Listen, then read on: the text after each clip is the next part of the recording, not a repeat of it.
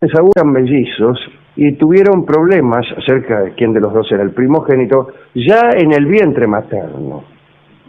Ya en el vientre materno. Rebeca probablemente no podía dormir oyendo las discusiones de ambos mellizos, que tenían diálogos muy violentos acerca de a quién le convenía nacer primero. También se ha dicho que no es seguro, no en todas las jurisprudencias, el que nace primero es el primogénito, porque algunas entienden que la píldora que ha sido puesta primero en un tubo es la que sale última. Así que en ese sentido dan el derecho de primogenitura a aquel mellizo que sale en último término. También se ha hablado de, ustedes saben que Jacob era rengo, rengueaba un poco, y se ha hablado de una lucha en el momento previo al nacimiento entre Jacob y Esaú.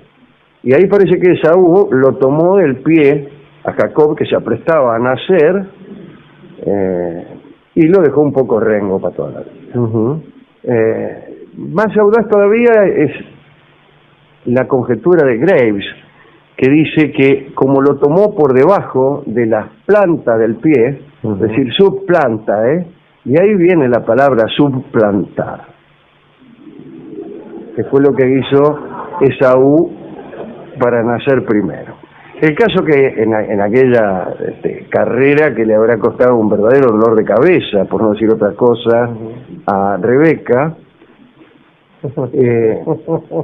Esaú egresó en primer término y fue considerado primogénito por un largo rato.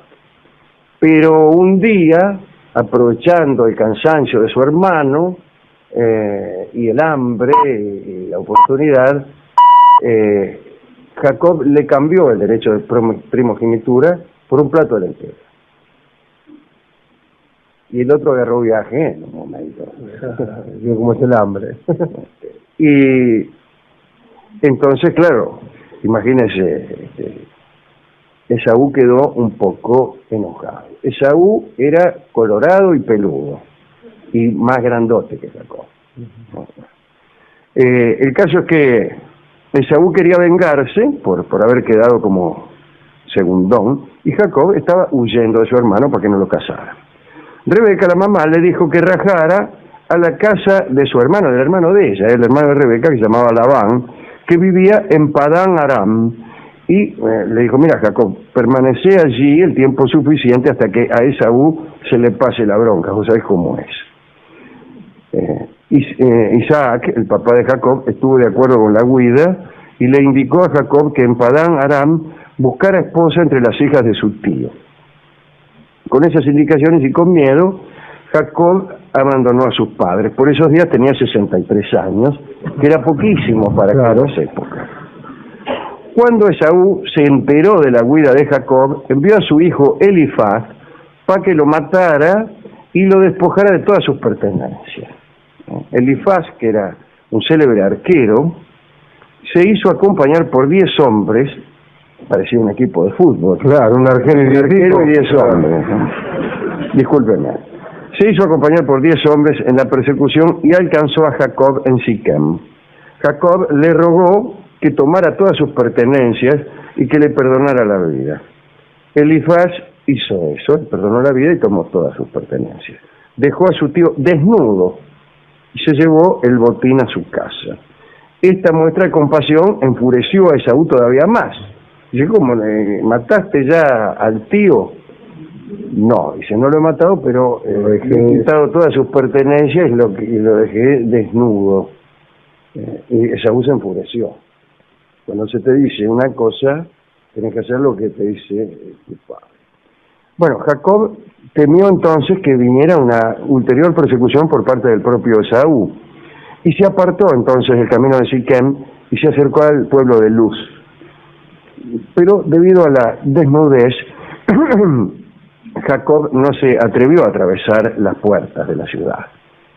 Decidió dormir afuera, extramuros. Y como no tenía alforjas, utilizó una piedra a modo de almohada.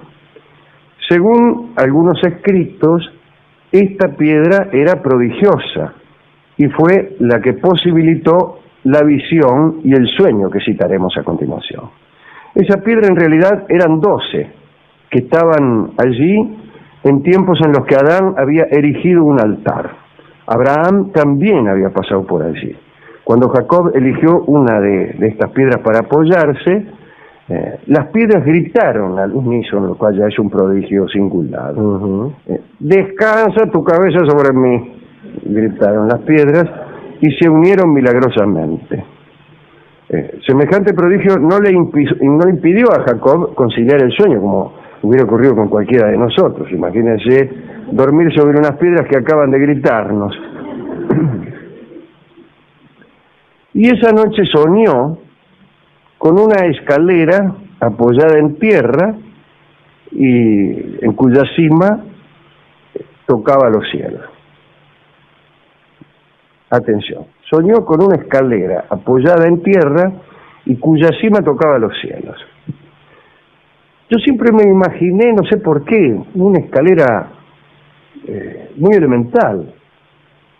Y ahora pienso que no, que debe haber soñado con una escalera considerable, no sé si de piedra. Bien.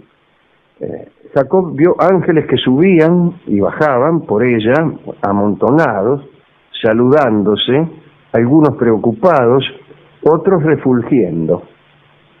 Eso es lo que soñó Jacob. En el sueño, Jacob oyó una voz. La voz dijo: soy el Dios de tu padre Isaac y de su padre Abraham. La tierra en que estás acostado te la doy para ti y tu descendencia. Te extenderás al poniente y al oriente, al norte y al mediodía. No te abandonaré hasta haber cumplido lo que te he dicho. Yahvé había ungido a Jacob como fundador de Israel. Como dijimos al comienzo, los hijos de Jacob, los hijos de Israel, gestaron las 12 tribus. Pero no nos importa eso, sino las conjeturas acerca de esta escalera soñada. Jacob se despertó asustado, naturalmente, imagínense. Supo que en aquel lugar no se soñaba un sueño cualquiera. Se soñaba la puerta del cielo. Y además la puerta que se soñaba estaba allí. Tomó la piedra que se había puesto como almohada. Esa piedra, quiero decirle, estaba dentro del arca de la alianza. Era una de las cosas, las pequeñas cosas que estaban dentro del arco de la alianza. Recuerdo el bastón de Moisés y alguna otra cosa. Bien, tomó esta piedra que se había puesto como almohada, la erigió como altar y derramó aceite sobre ella. A partir de entonces aquel lugar se llamó Betel, o casa de Dios. Se ha dicho que Jacob se equivocó en esa visión soñada, o que en realidad soñó otra cosa. Algunos aseguran que los ángeles del sueño eran príncipes guardianes de 4 naciones opresoras. El príncipe de Babilonia subió en el sueño 70 peldaños y luego bajó. El príncipe de Media, es decir, el país de los medos, ¿no?, subió 52 y descendió. El príncipe de Grecia ascendió 180 peldaños y bajó.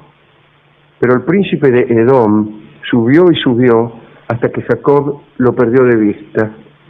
Entonces preguntó angustiado a Yahvé si aquel ángel no descendería nunca. Dios le respondió que aunque llegara al último peldaño y se sentara a su lado, lo haría bajar. Luego de esa aclaración, Yahvé invitó a Jacob a subir, pero Jacob era apocado, corto de genio y no lo hizo. Dicen que por eso condenó a Israel a someterse a los 4 reinos de aquel mundo. Esta historia, desde luego, es posterior. Calcule usted que hay pueblos que en la época en que vivió Jacob todavía no existían.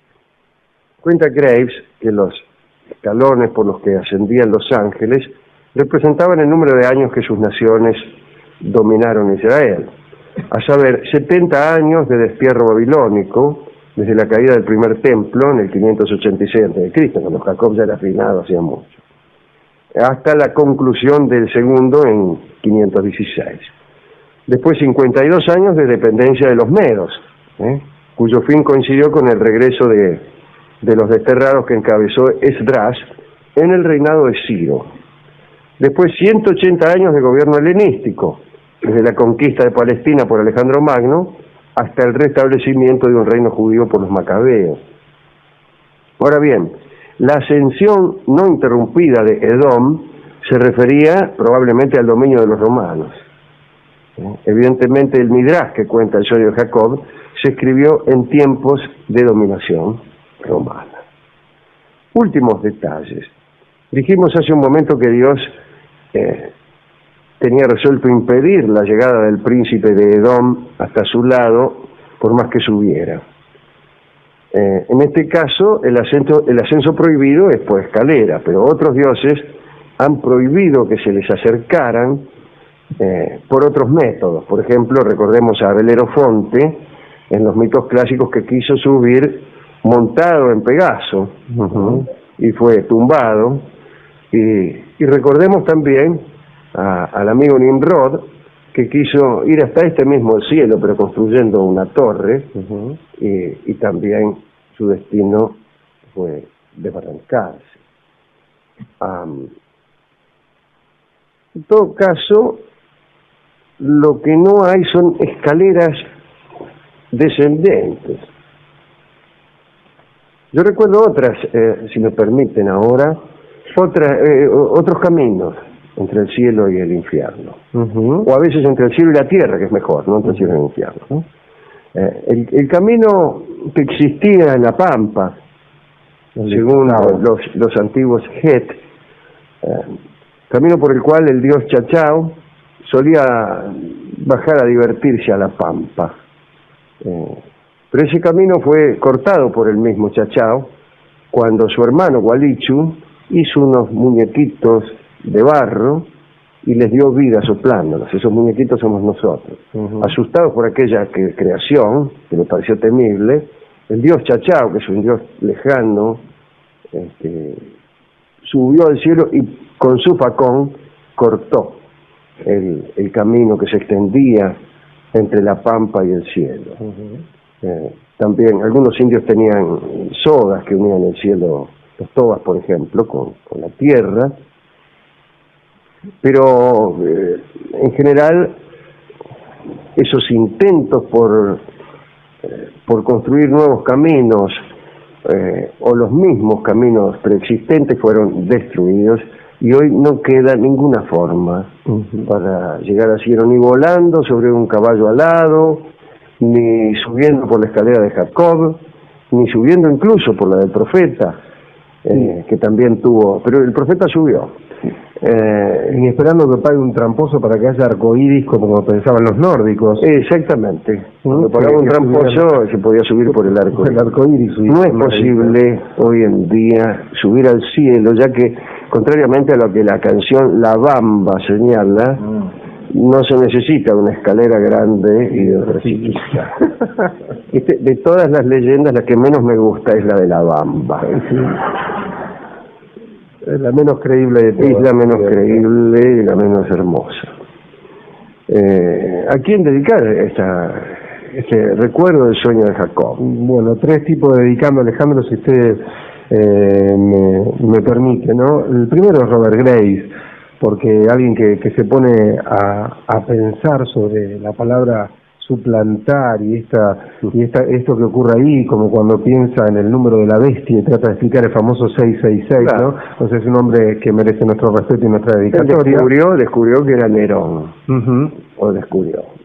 aportó argumentos que bien podrían demostrar que era Nerón, aunque no lo fuera. Exactamente. Seguramente no lo era. Pero bueno, pues estaba muy lindo el razonamiento, claro. Era una idea bella. También estoy pensando, ya que de luchas fratricidas hablamos, de aquellos que no han querido participar en luchas fratricidas y que no levantaron su sable para matar hermanos, como lo hizo el general San Martín, hacia él. Y por último, ya que de sueños también hablamos, permítame tomar una cuestión gremial y dedicárselo a Sigmund Freud, y por qué no a José, famoso en estos mitos por ser el mejor intérprete de sueños. El que interpretó sueños, y era hijo justamente de Jacob, ¿no?